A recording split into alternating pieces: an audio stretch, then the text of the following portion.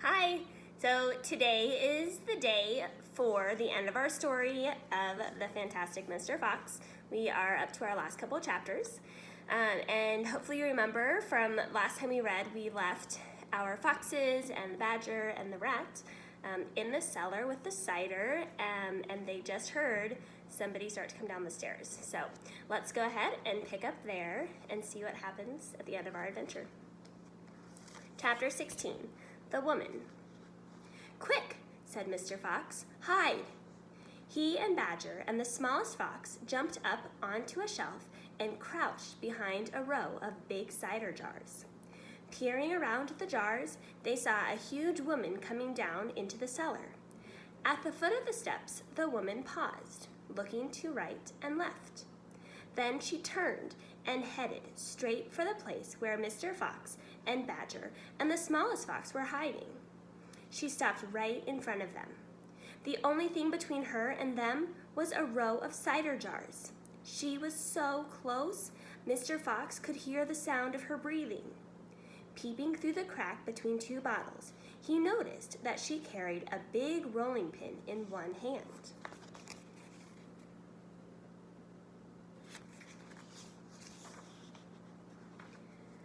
"How many will he want this time, Mrs. Bean?" the woman shouted.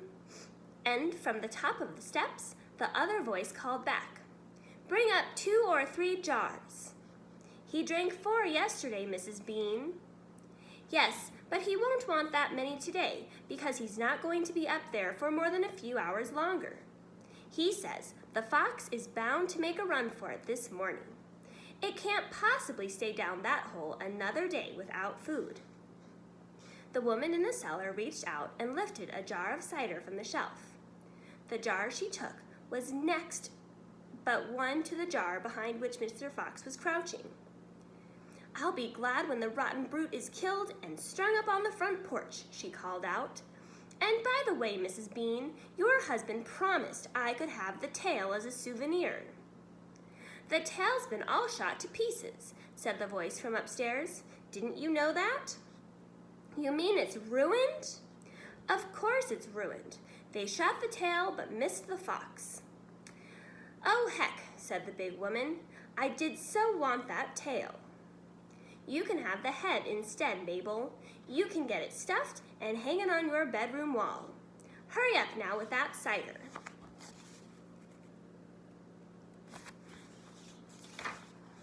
"Yes, ma'am, I'm coming," said the big woman, and she took a second jar from the shelf.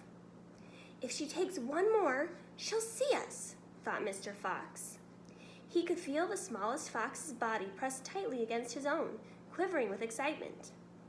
"Will 2 be enough, Mrs. Bean, or shall I take 3? "My goodness, Mabel, I don't care so long as you get a move on." "Then 2 it is," said the huge woman, speaking to herself now.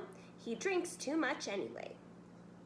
Carrying a jar in each hand, and with the rolling pin tucked under one arm, she walked away across the cellar. At the foot of the steps, she paused and looked around, sniffing the air. "There's rats down here again, Mrs. Bean. I can smell 'em." And there's the little rat. "Then poison them, woman, poison them. You know where the poison's kept." "Yes, ma'am," Mabel said. She climbed slowly out of sight up the steps. The door slammed. "Quick," said Mr. Fox, "grab a jar each and run for it." Rat stood on his high shelf and shrieked. "What did I tell you? You nearly got nabbed, didn't you? You nearly gave the game away. You keep out of here from now on. I don't want you around. This is my place." "You," said Mr. Fox, "are going to be poisoned." "Poppycock," said Rat, "I sit up here and watch her putting the stuff down. She'll never get me." Mr. Fox and Badger and the smallest fox ran across the cellar clutching a gallon jar each. "Goodbye, Rat," they called out as they disappeared through the hole in the wall. "Thanks for the lovely cider." "Thieves!" shrieked Rat. "Robbers! Bandits! Burglars!" Chapter 17, The Great Feast. Back in the tunnel, they paused so that Mr. Fox could brick up the hole in the wall. He was humming to himself as he put the bricks back in place. "I can still taste that glorious cider," he said. "What an impudent fellow Rat is." "He has bad manners," Badger said. "All rats have bad manners. I've never met a polite rat yet." "And he drinks too much," said Mr. Fox, putting the last brick in place. "There we are. Now, home to the feast." They grabbed their jars of cider and off they went. Mr. Fox was in front. The smallest fox came next, and Badger last. Along the tunnel they flew, past the turning that led to Bunce's mighty storehouse, past Bogus's chicken house #1, and then up the long home stretch toward the place where they knew Mrs. Fox would be waiting. "Keep it up, my darlings," shouted Mr. Fox. "We'll soon be there. Think what's waiting for us at the other end, and just think what we're bringing home with us in these jars. That ought to cheer up poor Mrs. Fox." Mr. Fox sang a little song as he ran. "Home again, swiftly I glide, back to my beautiful bride. She'll not feel so rotten as soon as she's gotten some cider inside her inside." Then Badger joined in. "Oh, poor Mrs. Badger," he cried, "so hungry she very near died. But she'll not feel so hollow if only she'll swallow some cider inside her inside." They're running through the tunnel. They were still singing as they rounded the final corner and burst in upon the most wonderful and amazing sight any of them had ever seen. The feast was just beginning.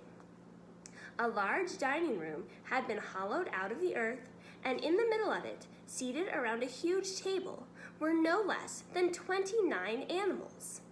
They were Mrs. Fox and the 3 small foxes, Mrs. Badger and 3 small badgers, Mole and Mrs. Mole and 4 small moles, Rabbit and Mrs. Rabbit and 5 small rabbits, Weasel and Mrs. Weasel and 6 small weasels. The table was covered with chickens and ducks and geese and hams and bacon, and everyone was tucking into the lovely food.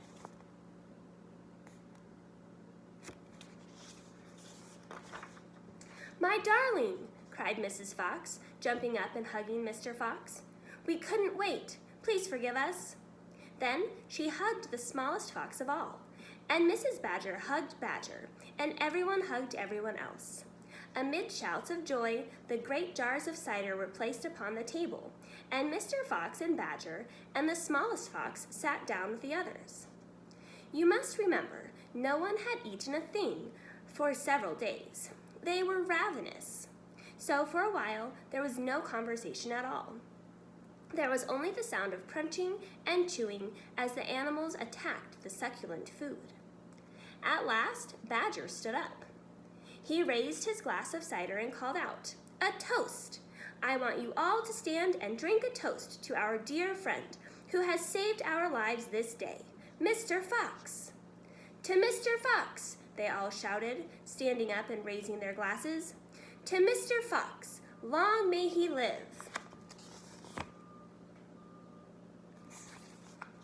Then Mrs. Fox got shyly to her feet and said, "I don't want to make a speech. I just want to say one thing, and it is this. My husband is a fantastic fox." Everyone clapped and cheered. Then Mr. Fox himself stood up. "This delicious meal," he began. Then he stopped. In the silence that followed, he let fly a tremendous belch. There was laughter and more clapping. "This delicious meal, my friends," he went on, "is by courtesy of Messrs. Bogus, Bunce, and Bean." More cheering and laughter. "And I hope you have enjoyed it as much as I have." He let fly another colossal belch. "Better out than in," said Badger. "Thank you," said Mr. Fox, grinning hugely. "But now, my friends, let us be serious. Let us think of tomorrow and the next day and the days after that. If we go out, we will be killed, right?" "Right," they shouted. We'll be shot before we've gone a yard, said Badger. Exactly, said Mr. Fox. But who wants to go out anyway? Let me ask you that. We are all diggers, every one of us. We hate the outside. The outside is full of enemies. We only go out because we have to get food for our families.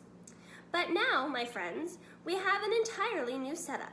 We have a safe tunnel leading to 3 of the finest stores in the world. We do indeed, said Badger. I've seen 'em.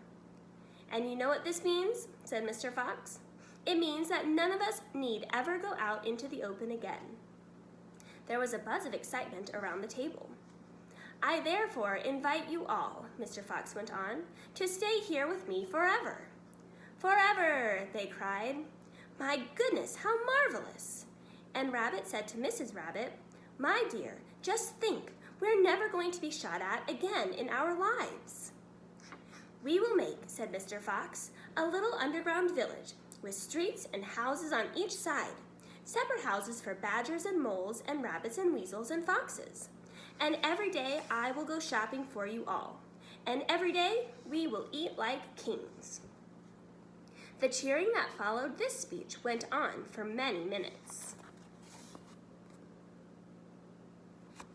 Chapter 18, Still Waiting.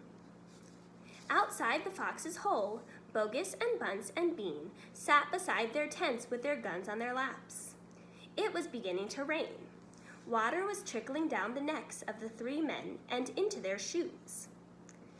He won't stay down there much longer now, Bogus said. The brute must be famished, Bunce said. That's right, Bean said. He'll be making a dash for it at any moment. Keep your guns handy. They sat there by the hole, waiting for the fox to come out. And so far as I know, they are still waiting. And that is the end of the story, The Fantastic Mr. Fox. So it seems like those diggers, those little animals, did prevail in the end, and who knows what the farmers ended up deciding, if they decided it was worth it to share their food or stay out in the rain forever. So I hope you enjoyed it as much as I did, and I'll see you for the next story.